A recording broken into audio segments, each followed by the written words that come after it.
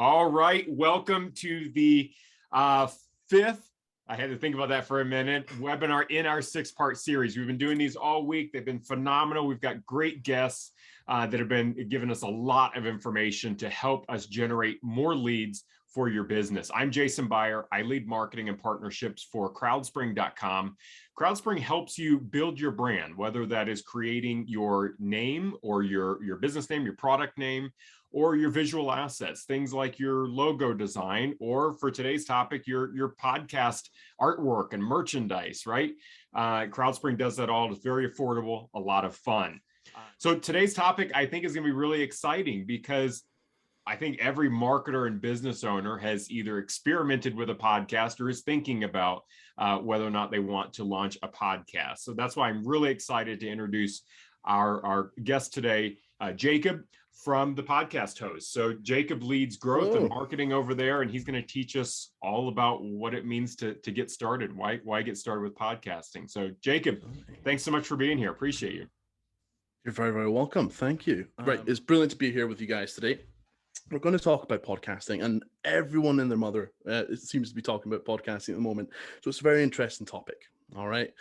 So before I get into this, though, I want to play just a little bit of a game. All right. So while practicing for this talk, I completely psyched myself out over how many times I said the word podcast. Now, trust me, I will say it an awful lot, but how many? So I'll give 3 people who tweet me with the closest guess completely free access for 3 months to our podcasting software. And that'll get you started with pretty much everything that you need to hit the ground running. All right. And I'll tell you a little bit about that later on, but yeah, we'll not spend too much time on that. All right. So first things first, let me ask you a question. How often have you thought recently about starting a podcast? If you're here today, I'd bet it's at least a few times, but you're probably wondering, is it worth it? Can I grow it? Will I get customers from it? Is it going to be commercial? Do I even have enough time to do it? Well, that is what I'm here to answer for you today. All right. So by the end of this talk, you'll have answers to all of those concerns, all of those worries, and you'll have a plan to actually go forth and start your show with next steps to take you from absolutely nothing to your first season. All right. So as I said, it feels like everyone at the moment is talking about starting a podcast. The FOMO is real. So it's actually starting to get a bit intimidating. Is there going to be enough room for the rest of us? Isn't it super saturated? Well, the thing is, the number of listeners are rising just as sharply as the number of shows.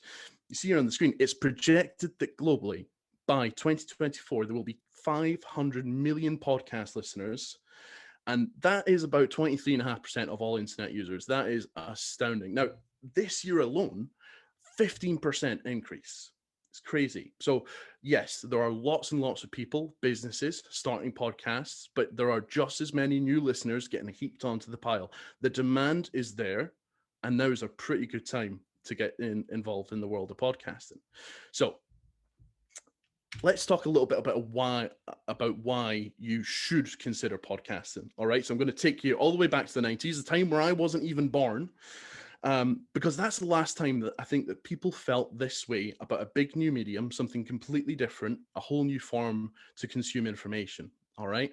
When the internet was kicking off, Netscape came out, and suddenly it felt like everyone was starting to use the internet. Hundreds of websites a day were being created, and it was an incredible time. All right. Oh, sorry, let me go back.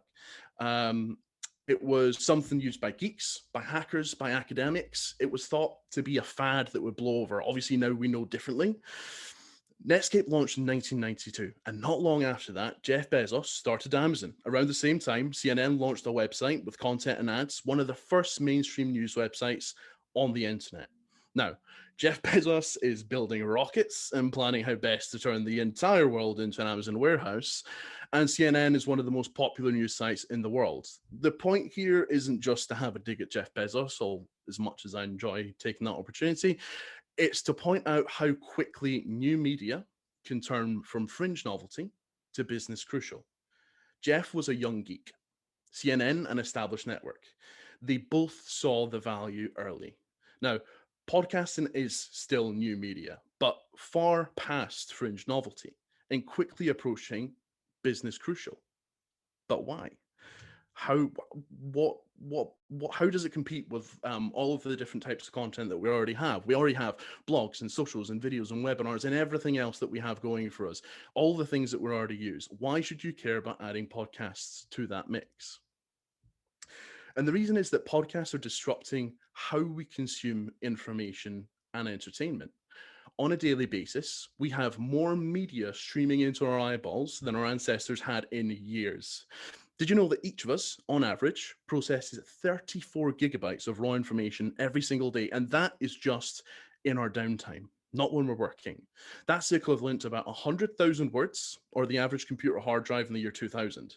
That is nuts. We're addicted to information, and it's available everywhere. There's a screen in every pocket, on every desk, on wrists and fridges and bedside tables, and all of the other smart objects that we now have in our homes. I can walk into almost any room and find a device that will let me instantly watch videos, funny videos, really short funny videos, really short videos with annoying robot voices. Yes, I'm looking at you, TikTok. Social media, streaming, blogs, courses, every form of media and every base of knowledge you could possibly dream of at your fingertips. And in a way, it is probably one of our greatest achievements. People love it. They love the feeling of being a cyborg, walking around like a walking media center with knowledge and entertainment on tap. It does come at a cost, though. To have it, we have to be plastered to a screen. We mustn't walk about, or we'll walk into a lamppost. We mustn't enjoy nature, or we'll walk off a cliff. We can't drive. We can't work out. We can't get on with our lives. We love digital media, but it's intrusive. It changes our behavior.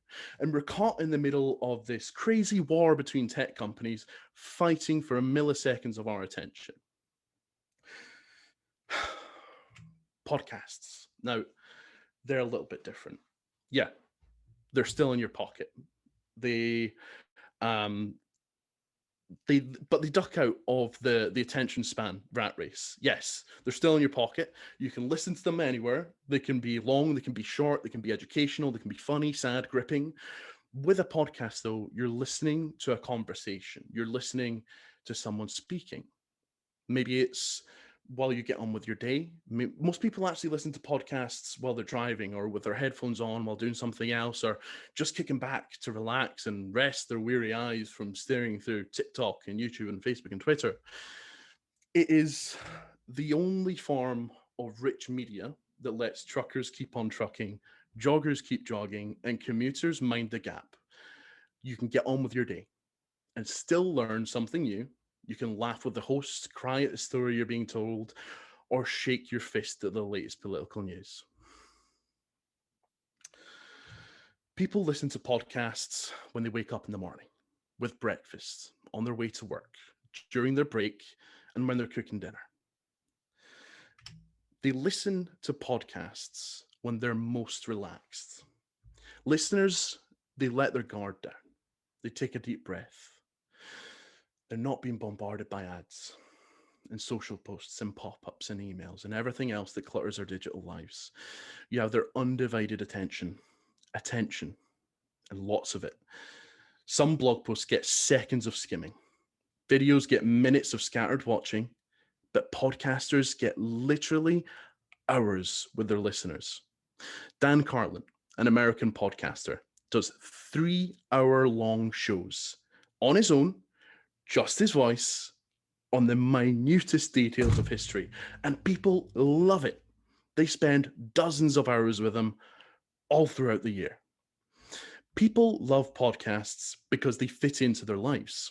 They're engaging, they're intimate, and they build trust and relationships with the hosts like no other form of content. The thing about podcasts is that they're personal. It's human. As you listen to a podcast, over time, you get to know the presenter. You get to know their voice, the way they talk, some of their peeves, their sense of humor, their quirks, and how they pronounce things just a bit differently, like me. In the best shows, you get to hear the mistakes and imperfections that humanize them. You get to know them, not just what they're talking about. You build a personal connection. It's like you're in the room with them, a fly on the wall. When was the last time, seriously, that you sat down and read a blog post and really got a sense of who the writer was, just by reading it. Blogs, videos, social posts, they get written, then rewritten, and written again until they're completely unrecognizable from the first draft, manufactured to fit specific criteria for SEO, sales, marketing, word counts, style guides, everything. They get passed around 1,000,001 departments, made to fit in with a certain personality for consistency with positioning, brand message, tone of voice. It's artificial. It's airbrushed. It's fugazi. It's not freaking real. It might be valuable, but more often than not, it's not authentic. I hear questions all of the time that come through from businesses that are trying to become more human, more trustworthy. How can they compete on value, on brand, on strategy? It's not that hard. You just have to be human. Own your personality, make space for empathy, give without expecting anything in return.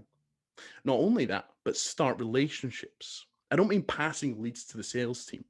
I mean, let people get to know you, what you stand for, and make an effort to get to know them.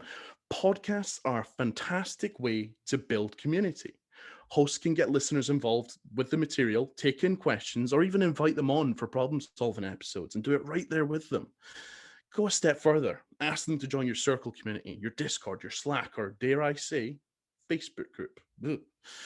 Give them a place to discuss your topic, your show, and you. Get right in there with them. Shower them in value. It's not news that inbound marketing works. That giving value builds trust, or that relationships convert leads into sales. It's just that not enough businesses are making use of the amazing tools that are on offer. Podcasts give you an unfair advantage in the race to become the most human business. And do not get it twisted, it is a race. The most human businesses will win. Do me a favor, all right? When we're done here, go visit your competitors' About Us page.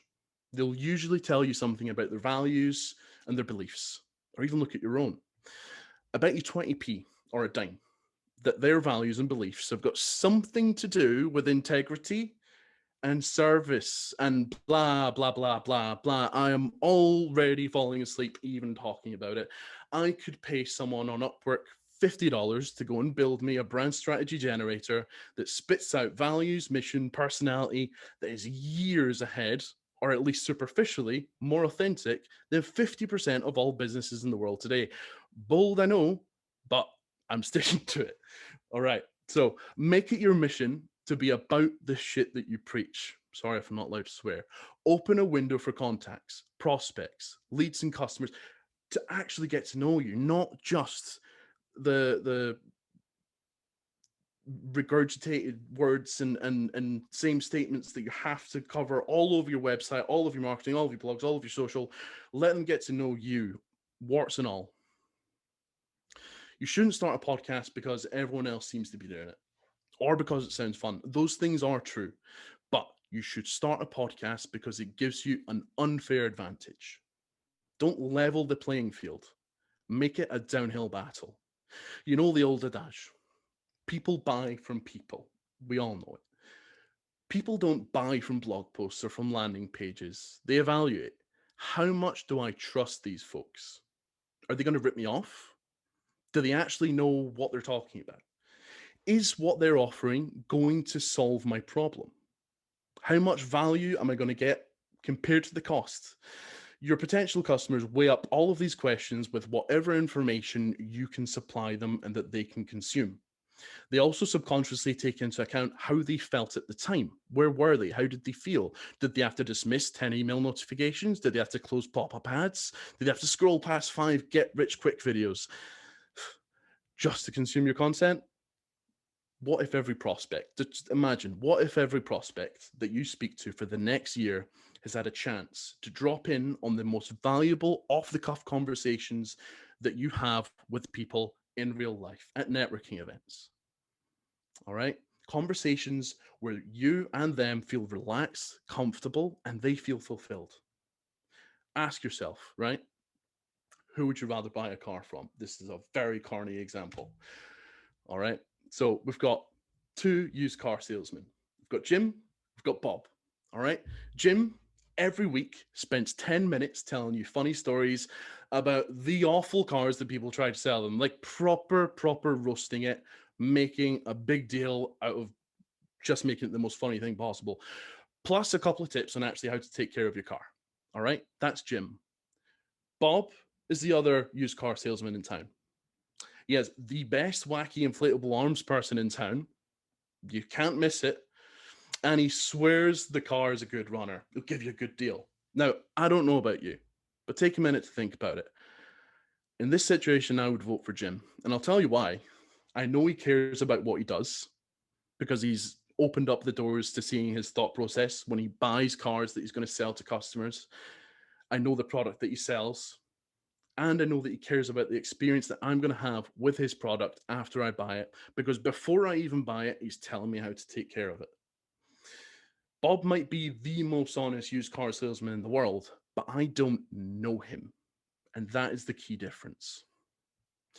Starting a podcast gives you a space to be with strangers who become contacts, who become leads, who become prospects. It's the best way today to network asynchronously in this working from home international business world. It lets you build trust and deliver value. People are willing to give you an incredible amount of attention by listening to your podcast if you can give them great value in return. Even better yet, if you can make it entertaining, they'll just listen for the hell of it. And yet, many businesses are still busy fighting over milliseconds of attention in more traditional digital media. It's a weird thing to say. Traditional media, you think newspapers. Traditional digital media, Facebook, email, blogs. There's another way. And that is podcasts, as you probably would have guessed. That is indeed what I've been building up to. Now, the thing is, people build barriers for themselves when they think about starting a podcast. I went to a fantastic little networking event. I say networking event, it was actually a conference last week, about an hour and a half south of me, down in England. And it was chock full of marketers, founders, creatives, content creators, just fantastic people that you would want to spend a little bit of time with. It is the first time in an awfully long time that I've actually been able to have conversations in person, in the corridor, just stop and say, hi, what do you do? When was the last time that you got to do that? Well, for me, quite a long time. I had one of those wee name badges, not too dissimilar from that, where you always get at conferences, right? So it's got the conference and it's got the details in the back. This thing is on at this time, blah, blah, blah. We had a booth. And on our booth, we had a load of stickers. And I really did try my best to cover my name badge in Alitu and the podcast host stickers. So you can imagine me walking around with the podcast host plastered on my name badge at a marketing and growth conference. It sparked up a fair few conversations about podcasting. Now, interestingly, almost nobody I talked to had outright decided that they weren't going to start a podcast. Most of them had actually just built a load of barriers in their head. They psyched themselves out, kind of like I did today with the same podcast too many times. The common barriers that people mentioned were, I'm not actually really sure what results to expect. I'm already super busy. I just don't think I'll have enough time. And the third, the biggest one, is I'm not really sure what my podcast would be or what I'd talk about. Those are the same reasons that we hear again and again and again at the podcast hosts. If you didn't know, the podcasthost.com, we have loads and loads of articles. We've been around for ages, and we've got just naturally over time, we've built up quite a lot of people that follow us. It's all free content. So they come and they find it, and people email into us with questions and problems, and we're more than happy to help them out to get them unstuck.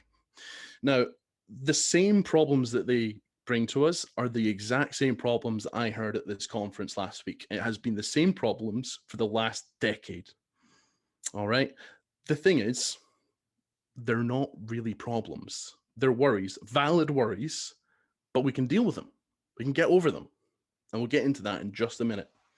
Now, before I go into getting over these barriers, I'm going to be quite controversial. And I'm going to talk about some pretty good reasons that you shouldn't start a podcast. All right. The first is, if you think it's going to be incredibly easy, turn back now. Don't bother. You have to put effort in, like anything else, like any other form of content. All right. It can be easy, but often the best shows aren't. They take some work. You can get all of the technical stuff taken care of, or you can outsource it, or you can get some tools that will do it for you. But you still need to put the effort in to actually creating the content of it, the message, the problems and the solutions, the meat and the bones of what it is that makes it valuable and or entertaining. The plan for your show before you even start is going to be the most important piece of work that you do. Defining who the show is for, what the value is, and how you're going to deliver it to them. Before we finish today, we will walk through that entire process together, designing a podcast from scratch. All right. But before we get there, let's continue. So when you plan each episode, you're going to need to run an interview. If you're planning an episode in which you're going to interview someone, you need to prepare questions and research the interviewee beforehand. If you're telling stories, then you need to prepare beforehand for that, unless you're a master storyteller. And if you're discussing topics with a co-host, then you're going to need to at least have some kind of conversation to figure out how you're going to bounce off each other and make it just that little bit slicker. All right. There's always going to be preparation. So that, I think, hopefully gives you an idea of it. There is work that goes into it. It is not as simple as popping a picture up on the gram. You do need to put some thought into it. And you can, if you've got a team, you can distribute that amongst your team. You could just be the person that's actually going and talking. But there is work that goes into the preparation.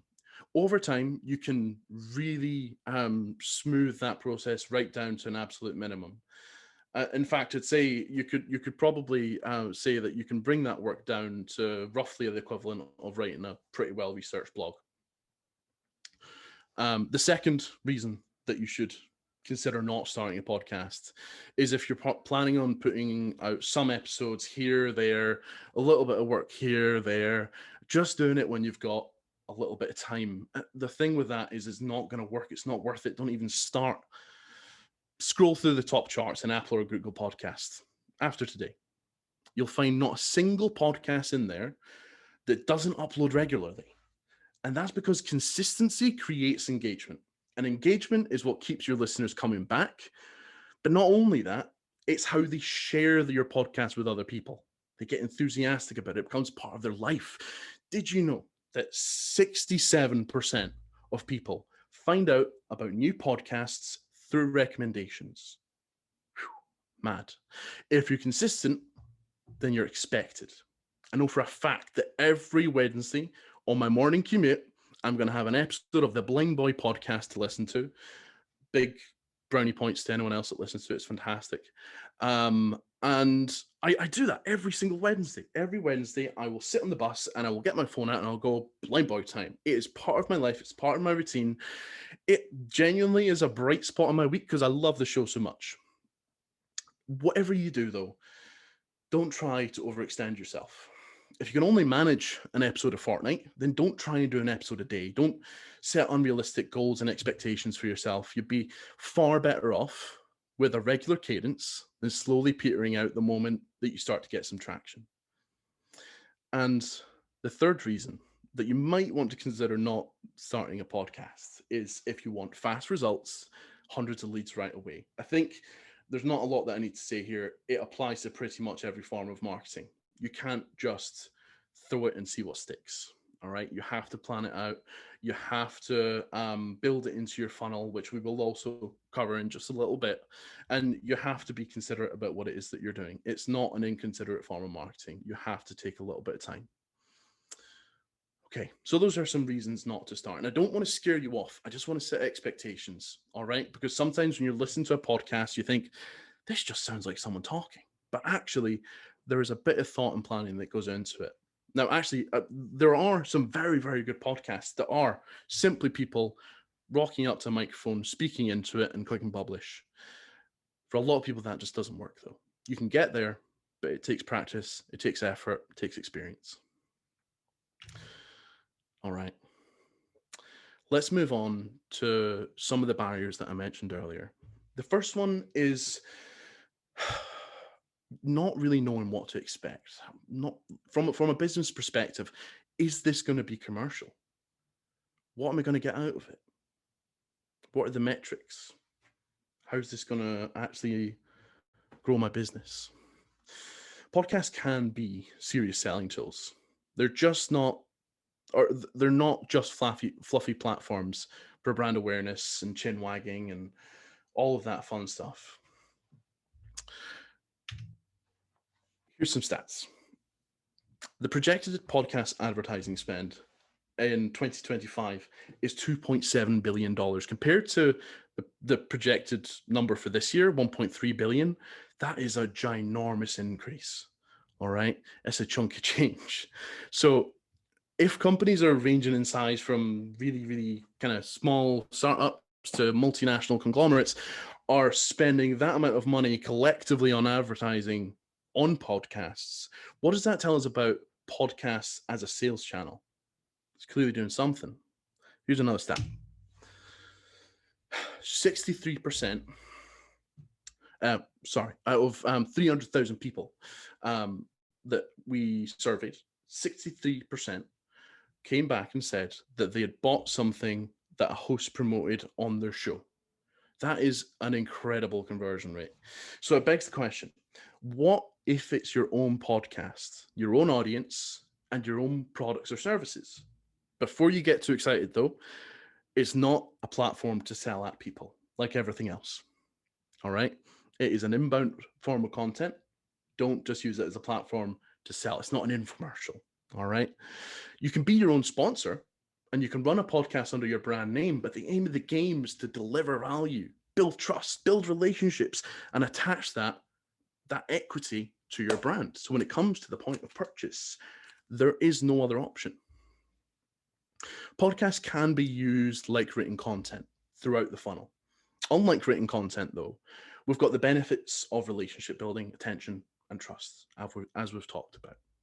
So let's take a little closer look at how podcasts fit into the traditional acquisition funnel. Like a blog, your podcast should be targeted at specific people with specific problems.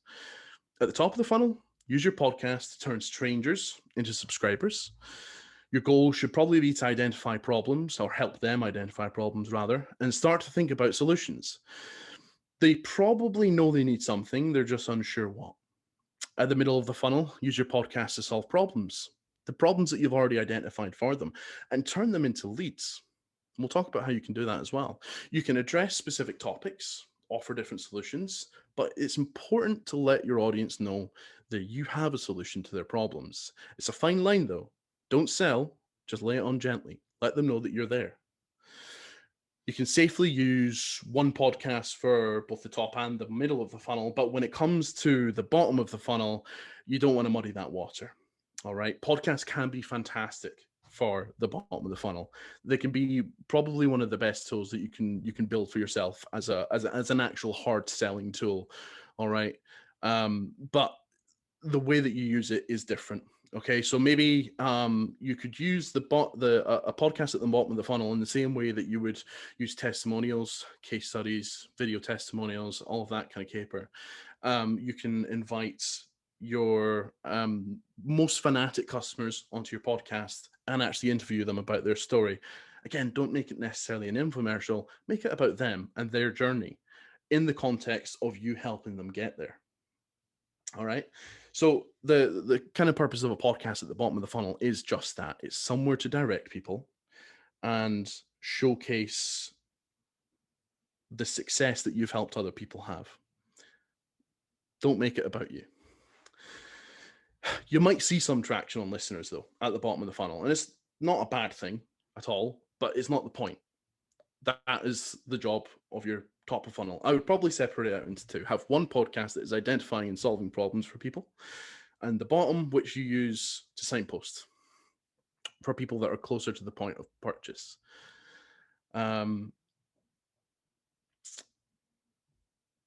Like blogs, your podcast should be designed from the ground up for a specific audience. New people find your podcast by seeing it mentioned elsewhere, by searching in their podcast app or via your own marketing. As we've already talked about, an awful lot of new podcast listeners actually come from recommendations from other people. A podcast can be broken down into topics and categories like an inbound style blog, each episode solving a problem, and potentially going as far as covering a category of problems per season. That's kind of up to you. Unlike a blog, there's far less competition in the podcasting world. Podcasts are still, for all intents and purposes, new media. And there are many, many niches with no content whatsoever, never mind anything even approaching half decent. In a strong content strategy, your podcast and your blog or your written content should play off each other. Sorry, I'm just going to take a drink of water.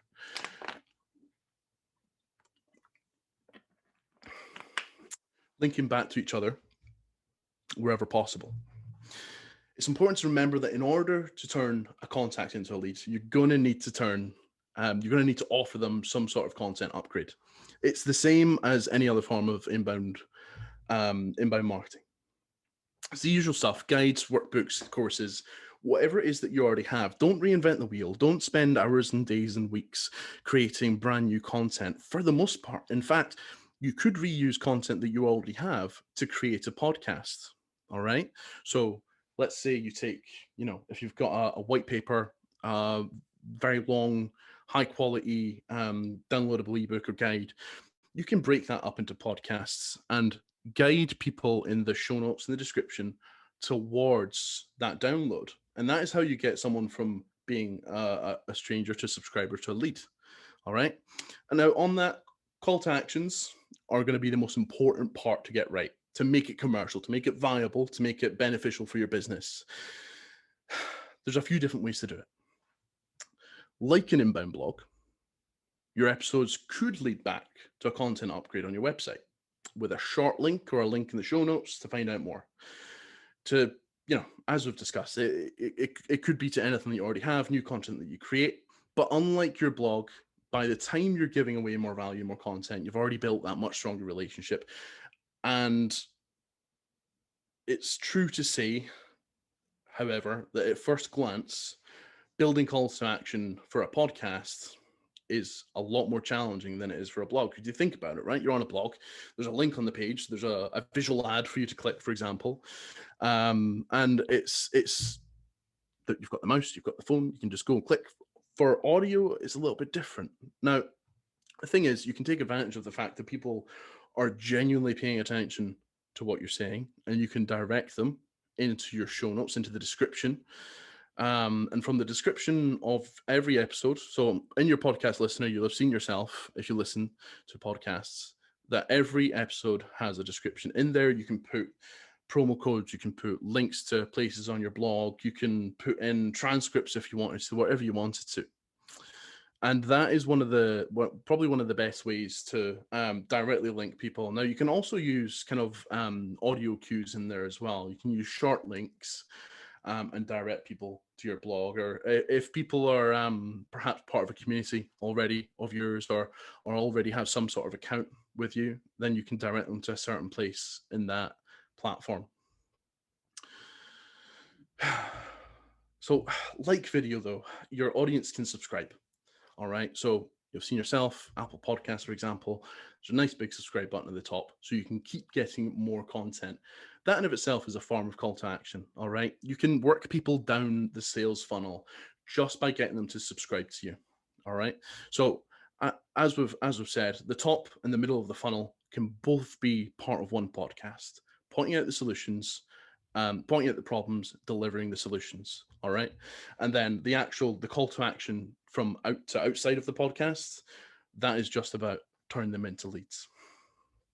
And by that point, there's enough trust, there's enough excitement in there that they will go and find you. But you can make it easy for them as well by putting a link in your description. I'd recommend putting some work into your show notes. Your show notes are a page that will live on your website, for example, that expands on the topic that you've discussed. It could just be a transcript, but if you've got the capacity, build a fully fledged, well fleshed out blog on that topic.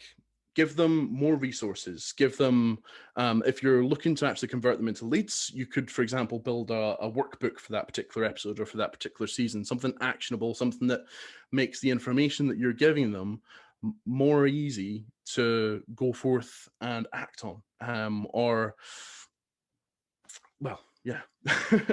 Look, you can embed your episode there as well. And suddenly, quite like a blog, you can start ranking in search engines with the content that you've created for your podcast. Your call to actions are going to be extremely important. There's a lot of different ways that you can go about it, but you can keep it simple. Keep it simple and focus on building that relationship and that trust, and the bridge will be there. All right. So that is a little bit on how podcasts might fit into your acquisition funnel. The second worry that we've talked about is the time commitment. Now, we've talked about consistency and how important consistency is for engagement. It brings people back, it brings new people in. Here's the thing. You don't need to spend hours a week to stay consistent and create good content. Let me tell you a story. This is Elizabeth. Elizabeth uses some of our software, not important right now, but the important thing is I talked to her last year. We're doing a little bit of research into how people use our software, can make it better, blah, blah, blah, blah. And it really stuck with me, the format of her podcast, how she does it. She has next to no time. In fact, she had a podcast before this current podcast that she runs, Absolute Marketing Podcast. Check out if you've got a minute. And she just completely burnt out on it. She was spending hours and hours and hours for creating every episode, days and days and days per season, and she had basically no time to actually go and do the work. She was getting results from the podcast, but she'd left herself no time to actually go and do anything else, to actually, complete the work that the leads were providing. So I reached out to her just recently to ask her if I could talk about her today.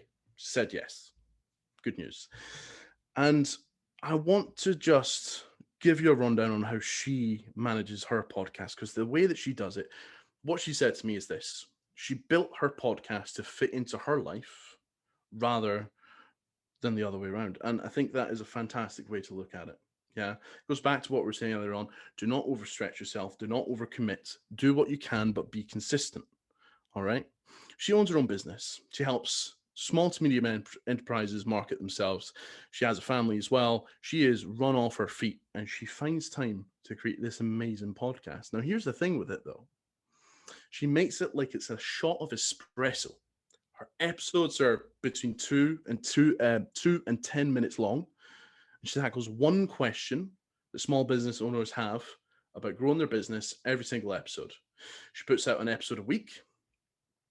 And when I asked her about her time commitment, with everything else that she has going on, she said that the whole point that she started up her podcast again after abandoning it from that burnout was to try doing it in a way that fits around her life. And she's done it, and she's done a fantastic job with it.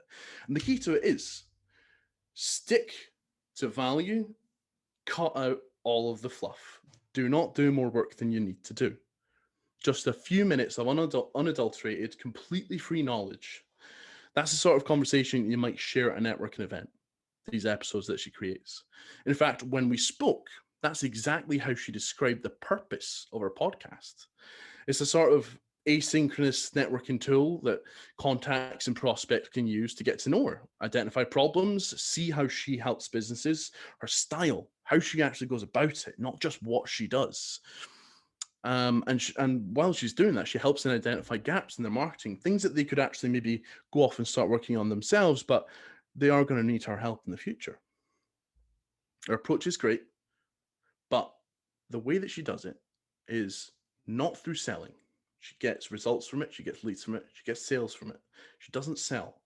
Her show is branded, and that's the key. All right. Deliver value consistently and associate yourself with the trust that you build through that value.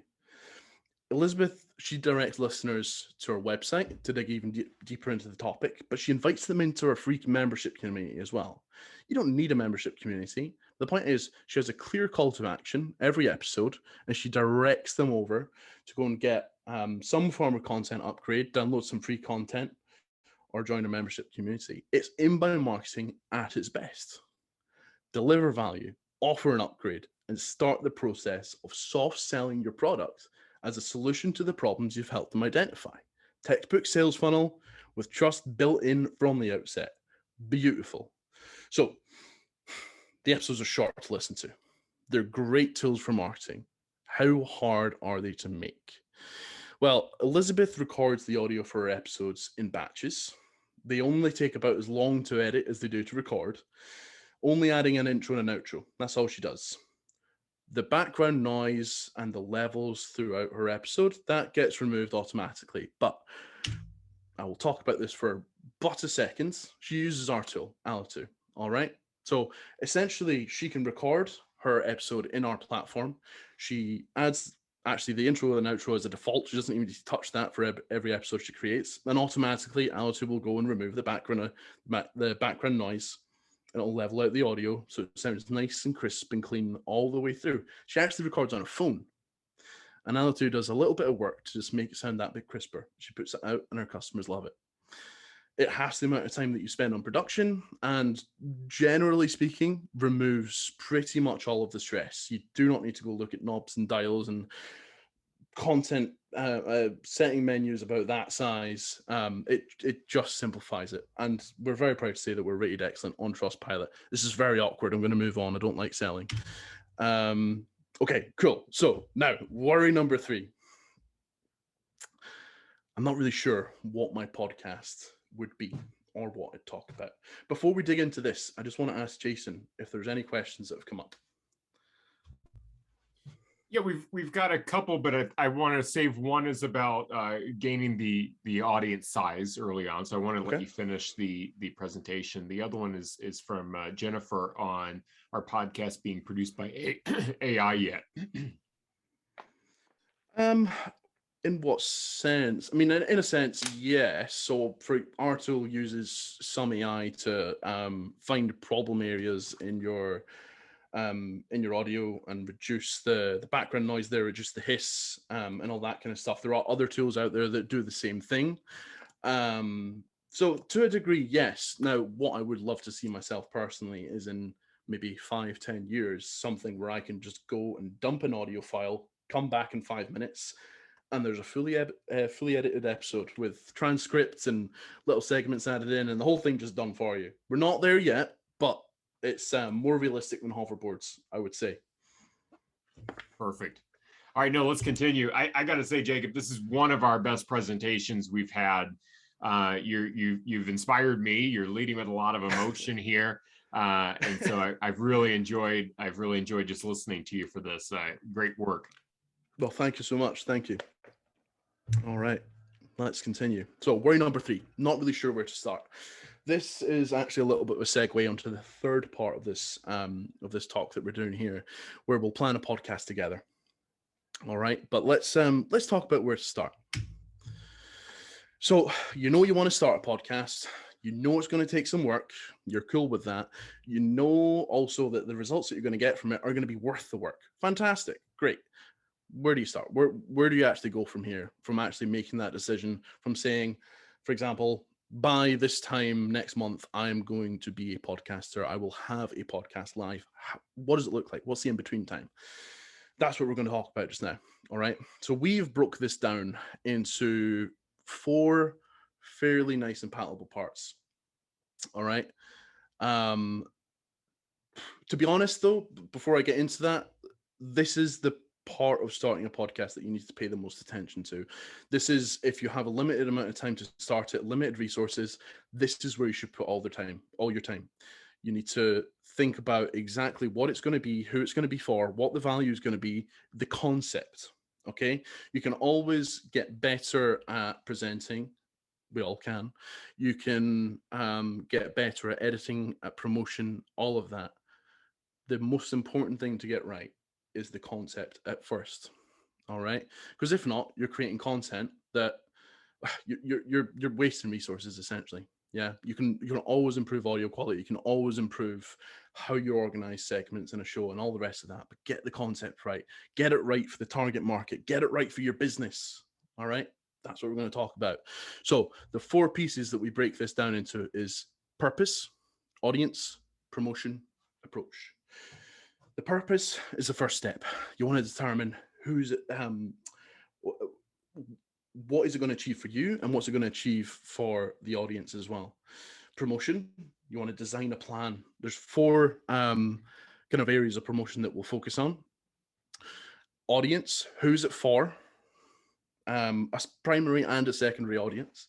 And approach, how you're actually going to deliver it. What does it look like? All right. The name, the length, the frequency, all of that. So we're going to plan a podcast together. All right. Genuinely, while doing this, I started actually writing this presentation thinking I'll just do an example, but I've actually convinced myself now, by the time that I finish rehearsing this a few times, I do actually want to start this podcast, and it would be good for our business. So thanks, guys. Right. So let's plan a podcast together. All right. So just a tiny little bit of background on me. I want to start a podcast that helps small businesses use podcasts to grow. It should help fill our funnel for Alitu. Naturally, it has to be commercial. It's our podcasting software, as you've seen, and it should focus on key business objectives for the listeners. All right. So the first step here is the purpose. Okay. So what is it that you want to get out of your podcast? What's the business objective? What's the purpose? This might seem really obvious, but if you're starting a podcast for your business, you need to know exactly what the goals are. When time gets tough and you're struggling for new topics and staying consistent, it's the purpose that you'll look back to for motivation. You've said right at the start, I'm committing to doing this. This is why I'm doing it. To keep us on the right path, you have to have purpose. Not only that, but it's how we'll measure our success as well.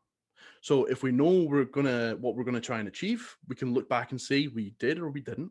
So we can say, let's do more of this, less of that, and build upon it. We can measure it. So we can see what works, what doesn't work. Okay.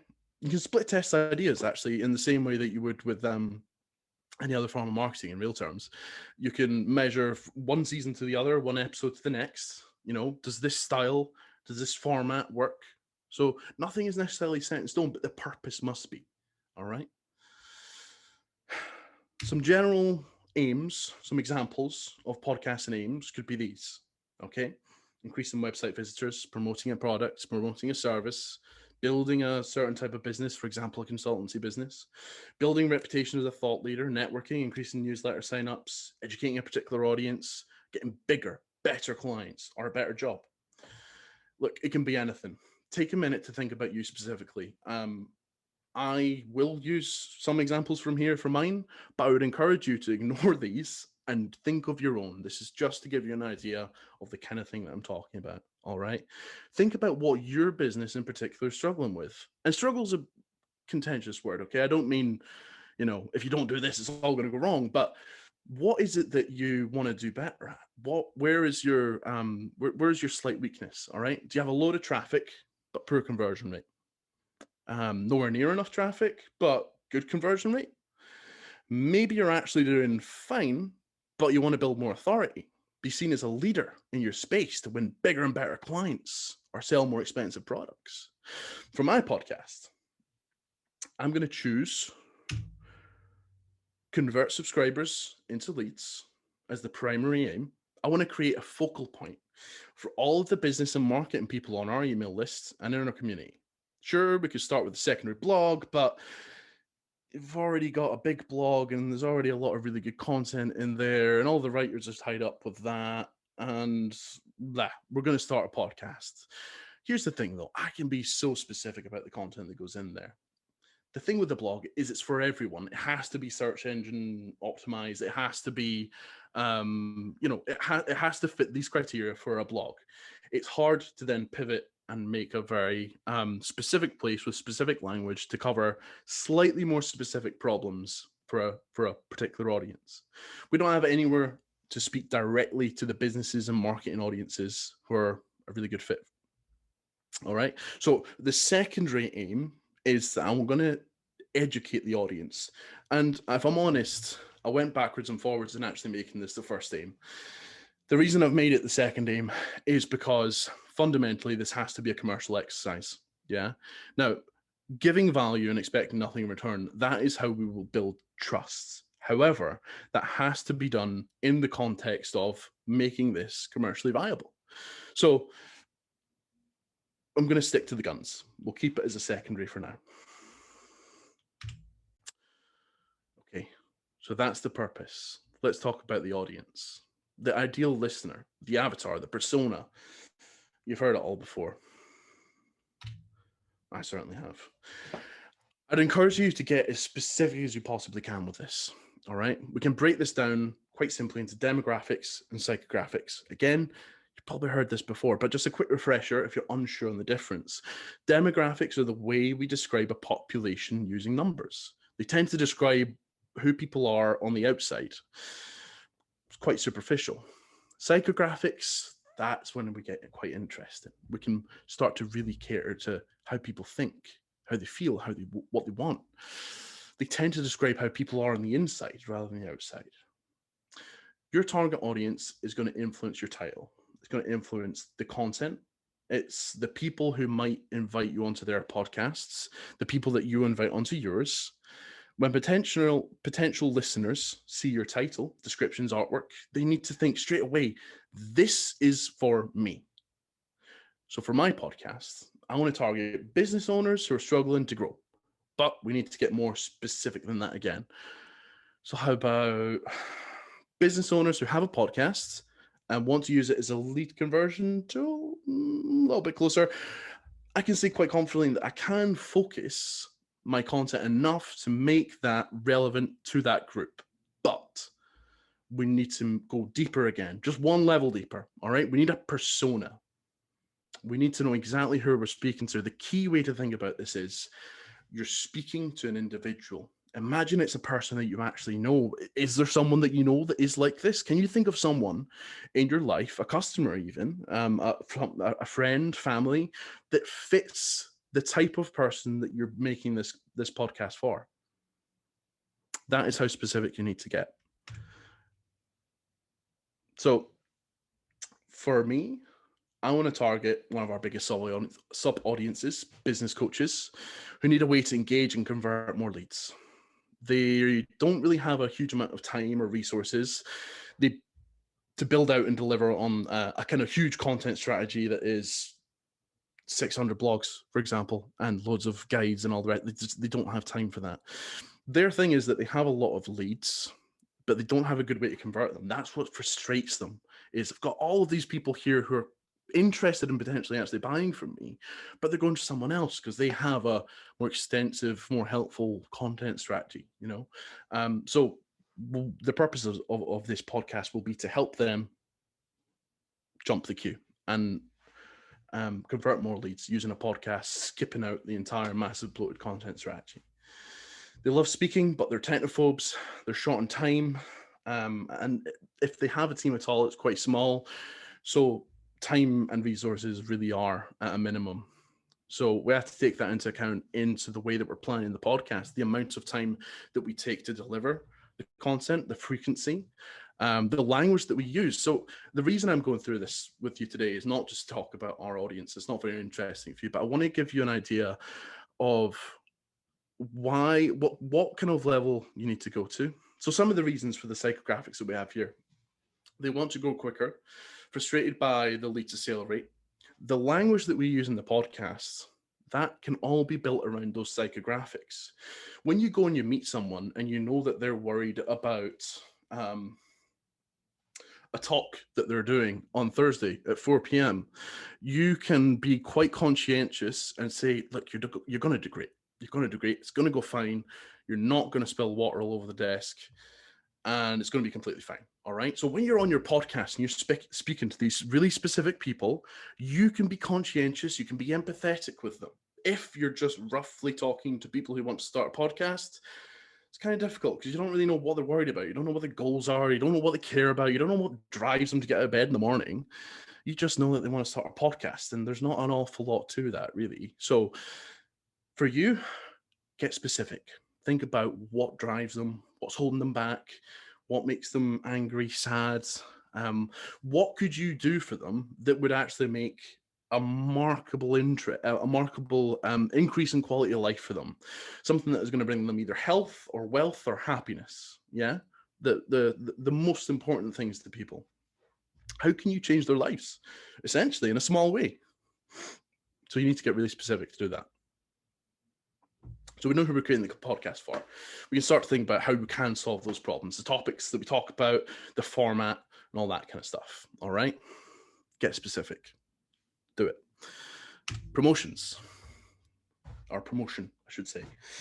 How do you actually get people to listen to it? So this might answer a little bit one of the questions that we're going to get asked at the end, but we can dig into it even more if you like. I don't know how we're doing for time. We're not doing great for time. Let's go quick. Build it and they will come.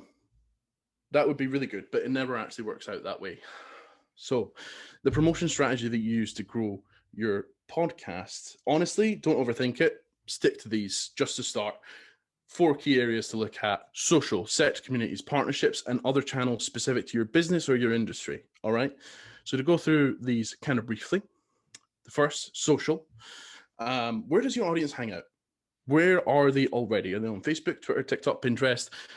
The demographics and the psychographics should help you figure that out if you don't know already. If you've already got social channels, then you don't need to do a whole lot of thinking here. You just need to use those channels and that existing audience to funnel people into your podcast. Usually we would tell podcasters to start social accounts for their show, a whole separate account. But for a business, you do not want to do that. Stick to the existing accounts that you have. Tie that trust and relationship to your brand. That is the whole aim of the game. All right. So any social channel that you already have, use that as a way to promote your podcast. Take advantage of that existing audience. Create micro content from your episodes, clips, quotes, questions.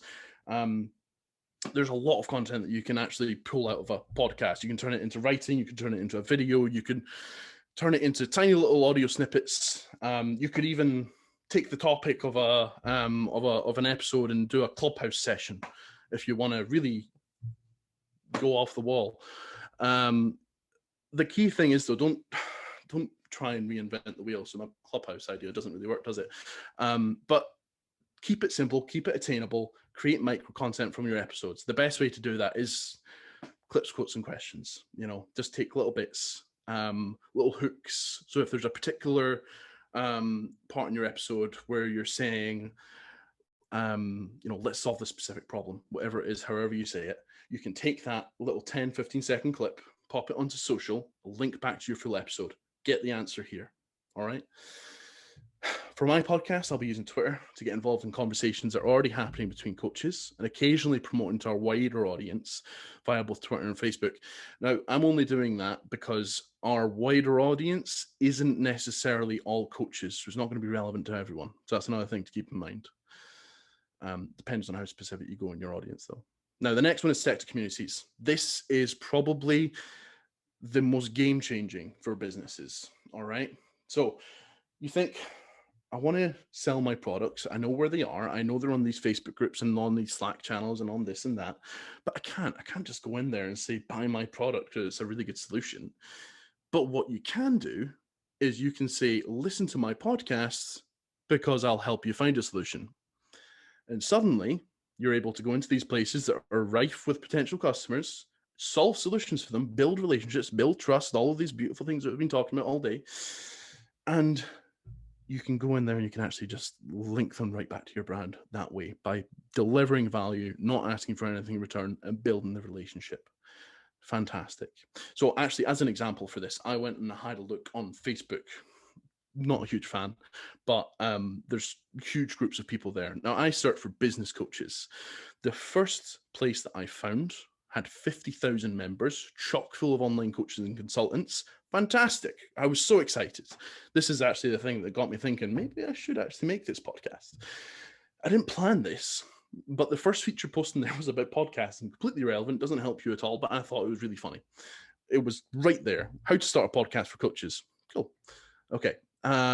Partnerships. All right. Next thing that we'll want to talk about here. This is an interesting one.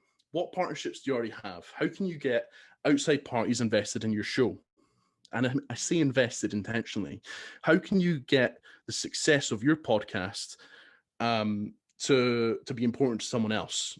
Probably one of the best ways to do that is to invite guests onto your show. All right, other people in the industry that aren't necessarily direct competitors, get them in there and have an agreement with them beforehand that you want them to share it with their audience, so you can grow from their audience, they can grow from your audience. And yeah, that's probably one of the best ways to grow your podcast with fairly little effort and get some great content out of it, because you're going to do an interview. An interview is actually probably a lot easier than talking for an hour, as I have found today. Yeah, definitely consider that. All right. So the next thing that isn't necessarily individuals is partnerships with companies. Do you already have some sort of agreement where you sell some other companies' products, they sell your products? Do you already do joint webinars? Have you done a link exchange? What relationships do you already have that you can bring podcasting into the mix with? All right. And share your audience with theirs and get them to share vice versa. It's very, very helpful, fairly low effort, and it will really grow your show. All right. So for my podcast, I'm going to invite some of the good folks from Samson or Rode, who are microphone manufacturers. I want them to come in and talk about the different types of microphones you can buy in a really clear and understandable way for dummies. This audience that I'm making my podcast for, they're not techie at all. So they just are going to want it in the most simple way possible. But the thing with Samson and Rode is that they are an authority. All right. So they're trustable. They don't like the tech, but this is an authority coming in and explaining it in a really simple way. Very good for the audience, very good for me, because I'll agree with them beforehand. Look, I'll get you on here, we can talk about your products, but I want you to share this with your audience and don't make it an infomercial. So we've already got that relationship with them, and that is probably one of the reasons I chose them. Look at who you already know, who you're already close to, individuals and businesses. All right. Another great tip for getting guests on your show, though, is actually looking at recently released books on Amazon. When you're just starting out, if you're in a place where you don't have a lot of existing partners, you're not really, you've not built your network up yet to invite high-profile guests on and stuff like that, have a look at Amazon in your niche, wherever it is that you work, whatever it is that you do, and look at the books that are just released. The kind of smaller ones, not written by huge authors or anything like that, maybe worth a punt, but people who are just publishing brand new books, they're in promotion mode, and they will jump at the chance to come on a podcast, no matter how small, and talk about their book, partly because of ego, partly because they're in promotion mode. It really does work. It really does. Honestly, give it a go. The tricky thing with it is they might not have that big of an audience, but at the very least, you'll get a little bit of experience if you're very early on in building your network and building your podcast. And there's also the fact that you're creating useful content. You have to make it useful, otherwise don't bother. And there's other channels as well, all right? And I won't go into that at all because it's completely dependent on your industry, your business, who you know, all right? Okay, next. The approach. Jason, interrupt me if we need to stop. Are we good? Are we good? Okay, right. So we know the purpose of our show. We know who it's for, and we know how we'll promote it. So what does it look like? There's some questions to run through, all right? The first is your podcast name. Starting with the hopefully easy one, the fun one. It's always nice to think about. The name depends a lot. It depends a lot on your aim and your avatar, which you should have worked out by this point. How can we speak directly to the audience? You also want to consider searchability. How easy is it for people to stumble across your podcast? Do a search maybe on your podcast listening app, Apple Podcasts, Google Podcasts, whatever it is that you use, and look for the topic of your show. What comes up? What are people already using? It's kind of like if you're starting a website, right? You go and you check who has what domain, what's available, that kind of thing. You need to fit in somewhere, but you want to try and maybe be a little bit clever with it. I was not clever at all. Mine's is podcasting for coaches, attract and convert more clients. Inspired, I know. But you either go one way or the other, make it quite clever and unique and memorable, or be really practical with it so that when people search, they can just find your podcast straight away and make the artwork nice, because when you have a very, very practical name and a very practical artwork, it tends to send bad signals. So I'm sure Jason can help you out with that. Defining this problem and the solution is the next step after names. Give people a reason to listen, all right? Why should they hit play? It's, after all, it is commitment, all right? Sitting down to listen to you, talking to the microphone. You have to define what that what the problem is and what solution it is you're giving people. So let's go back to our used car salesman from earlier on, Jim, the one that talked about the really rubbish cars that people brought into him and give you some tips. So Jim's podcast is about just that. It's for people who are looking to buy a used car. He makes it entertaining. But there's real value in knowing some of the lesser spotted issues before making the purchase.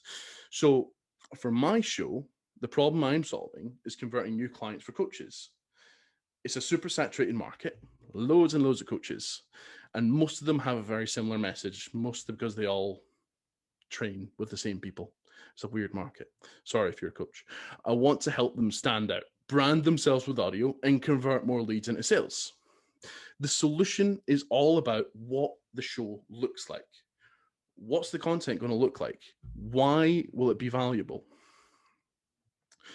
My solution is bite-sized, step-by-step lessons and guidance, and monthly interviews with coaches who've made it. So 2 things. We want to actually give them the how-to. This is exactly what to do. You don't need to spend a long time doing it. We're saving them time because they're not going to make mistakes, or they're avoiding mistakes and pitfalls because they're going to follow our advice step by step, tried and trusted. We know this works. Just do this. And the other thing is for when maybe there's a little bit of doubt, or they're not really sure what the road ahead looks like, bringing in people who have walked that road, who do actually know what the road ahead looked like, and giving them that bit of reassurance, building them up a bit, it can do wonders. So the next thing is making it unique. Taking on a new podcast as listener is a commitment, as we've said. The big benefit of podcasts is being able to occupy quiet time. It's also a challenge, though, for the podcaster. You have to have a clear value proposition to justify the listen. How are you going to change people's days and lives? There's a few things you can play with. Special segments that are either funny, entertaining, as well as valuable.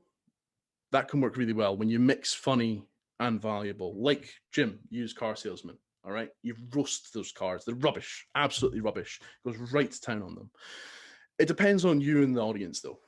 All right. It's kind of hard to dictate this for you. There's a lot of very good examples. If you're looking for more specific examples, if you go to thepodcasthost.com, we will have some there if you search. And if not, shout at me. I'll find you some. Another way to make your show unique is to be incredibly specific about your targeting, kind of like I've done with mine. There is absolutely no podcast. There's actually not even really a website or blog for specifically coaches wanting to convert more leads with podcasts. It doesn't exist. So it's very unique. It's the only place that they can get this. Now, the other thing that I'll be doing for mine is and I mentioned this earlier on, and I think it's a thing for most small businesses should consider if they have the resources. For every problem that you identify and the solution that you give, offer an actionable next step. So I'm going to offer worksheets and toolkits with every episode, exclusive to podcast listeners. That's the only place you can get it. You have to go to the podcast. You have to build a relationship with me to get all of this fabulous free content that I'm giving away. The outcome of your episodes can also make your show unique. So focusing on creating incredibly actual insights and content in a compact package like Elizabeth does works. It really does. Again, there are a lot of different ways to make your podcast unique. We do have articles on this as well with silly amounts of examples. So it's there to check out. Okay, the next thing you need to figure out is the frequency: daily, weekly, fortnightly, monthly. How often? It really depends on what you can do and what you can do to stay consistent. Don't overstretch yourself. If I'm honest, weekly works. Weekly works pretty well because we're used to things coming out weekly. TV series come out weekly. I'm sure there's other things, but we're used to things coming out weekly. It's a nice amount of time. It's actually how most podcasts come out already as well. So people that are already listening to podcasts, they're used to that kind of cadence. So if you were to go too crazy away from that, say monthly or more, you're kind of detracting a lot from what it is that you're trying to do. You're consistent, but too few and far in between. All right. So less than a week works as well. It's harder to stay consistent, obviously, because you've got a lot more work to do unless you're doing like literally 2-minute episodes. I would recommend weekly or fortnightly. Fortnightly works almost just as well as weekly, to be honest. If you were to go with fortnightly, I would try and pack a little bit more value in there. So maybe compensate by making the episode a little bit longer. But if you can't manage it, being consistent with fortnightly will work. And in fact, that's what I'm going to do. All right. Stay away from monthly. Don't do monthly. Weekly or fortnightly is where it's at. You will get people telling you that you can make it work with monthly. I say it's not worth the effort, to be honest. Next thing to work out is length. The length of each episode. All right. So when we're thinking about how long your episode should be, the rule of thumb is to choose a length which suits the content. Don't cut good content down as a rule of thumb, but don't pad succinct content either. If it's getting to the point, the problem, the solution, if you're creating the value, leave it at that. All right. Do it in as small a package as you can manage while not making it feel cramped and too fast. It's also important to keep your free time and your audience's free time in mind. How much spare time are they likely to have? That will be specific to your audience. How long do you have to record and edit an episode while staying consistent? You have to factor that in.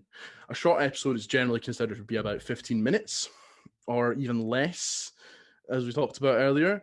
A long episode is anything up to an hour. Now, we have found in a survey that we did that 70% of listeners do not care about the length whatsoever, with around 18% being put off by shorter episodes. So for the most part, people just don't care, but some do care about them being under 15 minutes. So on that basis, I would say that somewhere between 15 and 20 minutes on a weekly basis would work really well, but somewhere between 20 to 30 or even more on a fortnightly basis could work too. For my podcast, I'll be going with 20 minutes on a fortnightly basis. So it's quick enough to record and edit, but it still gives me enough room to cover a topic in detail. The reason that I am doing 20 minutes, not more, is because I know my audience doesn't have a hell of a lot of time. So I'm going to keep it succinct. It is important to remember, however, that this is not set in stone. Okay, so like if I say I'm going to make 20-minute episodes every fortnight, I have to keep it to every fortnight, but I can go ahead and do a special feature episode that's an hour long. I can do a 17-minute episode. I can do a 25-minute episode. This is for you. This is for you to know, all right? Unless you're planning on telling people every episode, my episodes are all 20 minutes long. That'd be a bit weird. This is just for you to know this is how much time I'm going to have and to make this plan, all right? You don't actually have to stick to it 100% on the length. Okay, so next is success criteria. This is how you measure, is it working, all right? And how do you measure if it's working? So again, with a blog and similar things, it's easy to just track a link, okay? Honestly, it's actually not that much more difficult to track success from a podcast either. It's different is the only thing. So you've already defined the purpose. How will you measure it? All right. So maybe it's to grow your email list, get more traffic, increase your lead sale rate. The key is to measure the stats. Use UTM parameters if you know what they are. It's a little bit of gobbledygook at the end of your link that will say to Google Analytics, This is where this traffic came from, so that you can see your traffic in your analytics platform, or track clicks with something like short.io or Bitly or any of those things. And you can just go and see 322 people have clicked on this link. Awesome, it's working. You could create a link per episode and track on an episode by episode basis. For my podcast, I'll be asking you leads if they listen to our podcast or not. So when they come into our funnel, when they download a guide or something off of our site that will be hosted there, I'll ask them, just a tick box, did you listen? Have you listened to our podcast? Yes, no. And if they say no, I'll probably send them a link to it with some email automation. And if they said yes, then I can say, awesome, the podcast is working. When they do sign up for our software, so they're not a lead anymore, they actually go on to sign up for the software, there's a question in there which asks them, where did you hear about us from? So I'll be able to see quite clearly the effect that the podcast has had on the middle and the bottom of the funnel. For the top of the funnel, I can see the number of listens, so the number of downloads rather. I can see the amount of subscribers in all the different platforms. So I can see the level of engagement there. I'll be honest, it's the top of the funnel that becomes a little bit more hard to measure. But you do have downloads though, so you can see how many people are actually listening to my podcast. But for business metrics, do you know what? It's not actually necessarily a bad thing, because you can track purchases, you can track leads. So I think it kind of works, to be honest. And that's it. That is the Papa model. Okay. That is how you design your podcast. I have whizzed through this way faster than I intended to. However, the good news is that I do have a PDF workbook completely free that you can go and do this in your own time. I was hoping to do this slow enough that you could take notes and just kind of do it along with me, maybe ask a question, what should I do in this? But, you know, I wrote too much for this. So next steps, after you've actually designed your podcast, after you've got that plan, where do you go? So we've talked about how podcasts are a fairly unique form of content, all right, and how they're similar in some ways to some of the content that we're already used to. We talked about why you should and maybe why you shouldn't start your own podcasts. So how do you actually get started? What are the next steps? Got the plan, let's go. Let's say, actually, this is not part of this, but I would say directly to you, give yourself right now, if you're thinking about starting a podcast, if we've managed to knock down those barriers, get a bit of paper right now, get a pen and say, I'm going to start a podcast by a month from today, next week. I tend to err towards really stupid short goals like that. Like this time next week, I will have published my first episode. All right. You can follow the steps that I'm going to give you and you can make that happen. It's about 7 hours worth of work, essentially, other than buying a microphone, but Amazon, Jeff Bezos. You can get started really, really quickly, and you should get into it. The plan is a thing that you will spend most time on. If you're feeling I don't have time, look at your content strategy just now. What are you spending time on? Content wise, marketing wise, what isn't working? Kill 2 things. Just get rid of it. Try this. Honestly, try it. You can get started for absolutely free. There's completely free podcasting software out there, like Audacity, for example, who's one of our big competitors. And you can just download that and use it, record right into it. You can get free hosting as well. Anchor, I would really say don't, but if you have to do it for free, you can use them and you can get started for literally no money with very little time. You can do it. Just start. It's the most difficult thing to do, is actually start. So the next things that you'll need to work out is equipment, editing, recording, publishing, formatting, directories. Okay. I won't go through this in detail just now because it gets pretty dense. Well, not even really, but we obviously just don't have time today to do it. But what I can give you is a QR code, because everyone uses them now thanks to the pandemic, and a link to Podcraft, which is our free community. So you can sign up to Podcraft. You just need to put in like your email and some other bits and bobs. We don't actually get that, so we won't mark it at you. It doesn't go on to anywhere, I don't think. shouldn't. And what you'll get in there when you join is the following steps for this. It's called 0 to launch in 7 steps. The first step is planning, which we've done today together, the biggest one. And it will take you through all the rest of the steps with our founder, Colin, on video. And you can go through the whole thing. And the really neat thing is, if you do get stuck, there's people in there. We actually, we pay some experienced podcasters to come in there and help you get unstuck if you do have questions. So you can see there under Get and Give Help, we've got questions about workflow, presentation skills, editing, recording, growth, and promotion. If there's anything else that you wanted to ask about, you could go and ask in conversations, for example, and just get an answer. You don't need to spend hours and hours driving yourself mad trying to figure it out. You can just get the answer. It's completely free. We do regular live Q&As. There's free resources in there, guides and workbooks. We're about to add a couple of channels that will actually help you find guests and co-hosts as well, which we're really excited about. And actually there's discount codes in there for Alitu. I'll tell you where they're actually hidden. They're all the way at step 7 if you want to skip to that and you want to try it out for whatever reason. You can skip right to it and you can get a discount code for it. But as I say, there are free tools out there as well that will help you get started for 0 resources. It's just a little bit more effort. It's a little bit more difficult is the thing, but you can do it for free on a shoestring budget. And that is the most important thing. Get started. All right. You can think about fancy tools later. And that's it. That is all I have to say to you today. If there are any questions, I'll be more than happy to answer them. And I'm very sorry for taking up more of your time than I was allowed. No, that was really good. I think, one question we didn't really get into, and I don't think we have the time to really dive into it and give it its justice here. So I want you to point people in the right direction.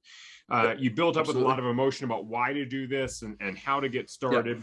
But I think one of these questions is, well, where am I going to get my first listeners, right? And I think, the obvious one is, well, they're your clients. They're the people you already engage with.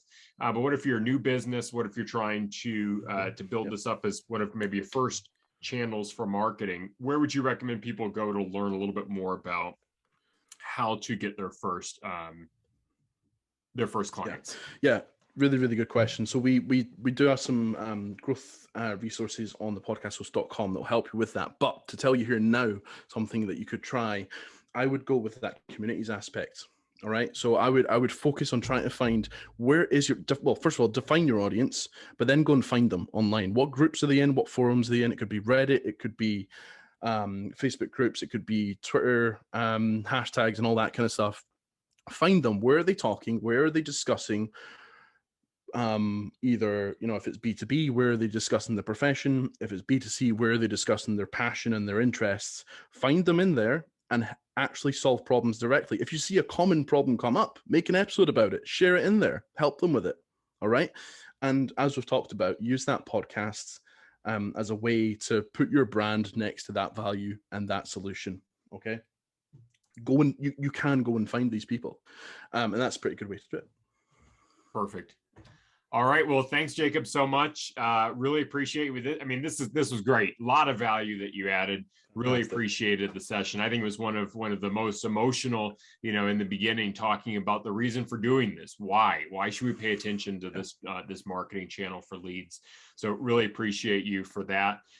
Listen, all of these are hosted by crowdspring.com. If you're looking for that podcast name or the podcast artwork or your logo, that's what we do. We help a lot of some of your big name brand podcasts. Some of them, I don't want to say any names because we have a lot of intellectual property protections, but we help them build their brands. And so if that's something of interest to you, we'd love to be able to help. It's affordable and it's a lot of fun to get started. Jacob, thanks so much for joining us.